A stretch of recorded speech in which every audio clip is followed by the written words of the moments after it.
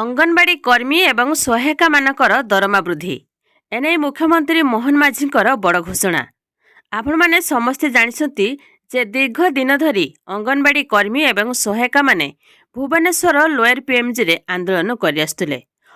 ହଜାର ହଜାର ସଂଖ୍ୟାରେ ଭୁବନେଶ୍ୱର ଲୋୟର ପିଏମ୍ଜିରେ ଅଙ୍ଗନବାଡ଼ି ଦିଦି ଏବଂ ସହାୟିକାମାନେ ଧାରଣା ଦେଇଥିଲେ, ଯାହାକି ସେମାନଙ୍କୁ ଯେପର୍ଯ୍ୟନ୍ତ ସରକାରୀକରଣ କରାଯାଇ ନାହିଁ 18,000 ଟଙ୍କା ଏବଂ ସହାୟିକାମାନଙ୍କୁ 9,000 ଟଙ୍କା ପ୍ରଦାନ କରାଯାଉ। ଏମିତିକି ଅନଲାଇନ୍ରେ ସମସ୍ତ କାର୍ଯ୍ୟ ହେଉଥିବାରୁ ସେମାନଙ୍କୁ 5G ମୋବାଇଲ ପାଇଁ ଦାବି କରୁଥିଲେ। ତେବେ ସମସ୍ତ ଦାବି ପୂରଣ ହେବାକୁ ଯାଉଛି। ଅଙ୍ଗନବାଡ଼ି କର୍ମୀଙ୍କର ଦାବି ପୂରଣ ହେବ। ତେବେ ମୁଖ୍ୟମନ୍ତ୍ରୀ ମୋହନ ମାଝୀ ସେମାନଙ୍କର ଦାବି ପୂରଣ ଖୁବ୍ ଶୀଘ୍ର କରିବାକୁ ଯାଉଛନ୍ତି। ତେବେ ବିହାର ମୁଖ୍ୟମନ୍ତ୍ରୀ ନୀତିଶ କୁମାର ଅଙ୍ଗନବାଡ଼ି କର୍ମୀ ଏବଂ ସହାୟିକାମାନଙ୍କର ଦରମା ବୃଦ୍ଧି କରିଛନ୍ତି। ବହୁ ଜଲ୍ଦି ଅଙ୍ଗନବାଡ଼ି କର୍ମୀ ଏବଂ ସହାୟିକାମାନଙ୍କର ଦରମା ବୃଦ୍ଧି ହେବ।